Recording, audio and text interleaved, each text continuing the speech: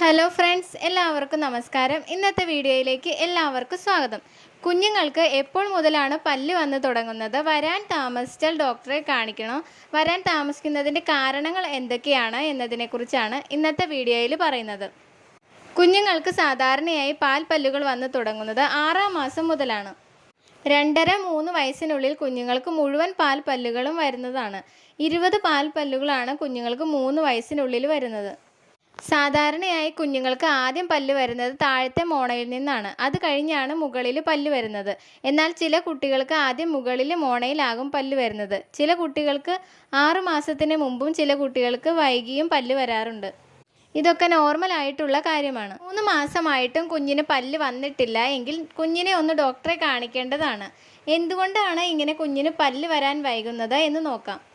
കുഞ്ഞിൻ്റെ അച്ഛനും അമ്മയ്ക്കുമൊക്കെ പല്ല് താമസിച്ചാണ് വന്നിട്ടുള്ളത് എങ്കിൽ കുഞ്ഞിനും താമസിച്ച് വരാൻ സാധ്യതയുണ്ട്. മാസം തികയാതെ ജനിച്ച കുഞ്ഞുങ്ങളിലും ജനിതക പ്രശ്നങ്ങളുള്ള കുഞ്ഞുങ്ങളിലും പല്ല് വരാൻ താമസിക്കാറുണ്ട്. തൈറോയിഡ് ഹോർമോണിലെ പ്രശ്നങ്ങളോ മറ്റ് ഹോർമോൺ രോഗങ്ങളോ ഒക്കെ ഉള്ള കുട്ടികൾക്കും പോഷകാഹാരക്കുറവ്, വൈറ്റമിൻ ഡി കുറവ്, കാൽസ്യക്കുറവ് ഒക്കെയുള്ള കുഞ്ഞുങ്ങൾക്കും പല്ല് വരാൻ താമസിക്കും. അതുകൊണ്ട് കുഞ്ഞുങ്ങൾക്ക് കറക്റ്റായിട്ട് മുലപ്പാൽ കൊടുക്കണം. വൈറ്റമിൻ ഡിയുടെ മരുന്നുകളുമൊക്കെ കൊടുക്കാൻ ശ്രദ്ധിക്കണം. കുഞ്ഞുങ്ങളെ ഒരു അരമണിക്കൂറെങ്കിലും വെയിൽ കൊള്ളിക്കുന്നതും നല്ലതാണ്.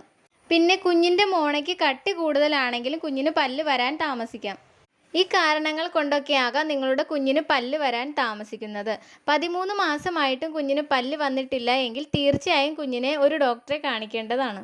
കുഞ്ഞുങ്ങൾക്ക് പല്ല് വരുന്നതിന് വേഗത്തിലാക്കാനും പല്ല് വരുമ്പോഴുള്ള വേദനയും ഇറിറ്റേഷനും ഒക്കെ കുറയ്ക്കുന്നതിനും ടീത്തിങ് ടോയ്സ് കുഞ്ഞുങ്ങൾക്ക് കൊടുക്കാം.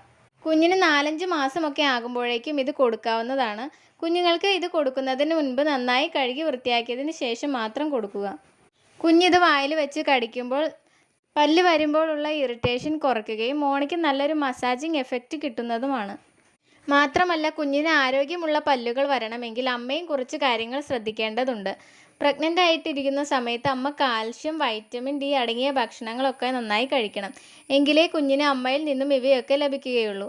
അമ്മയുടെ ഗർഭസമയത്തെ കാൽഷ്യത്തിൻ്റെയും വൈറ്റമിൻ ഡിയുടെയും അളവിനെ അനുസരിച്ചാണ് കുഞ്ഞിൻ്റെ പല്ലിൻ്റെ രൂപീകരണവും ഉണ്ടാവുന്നത്.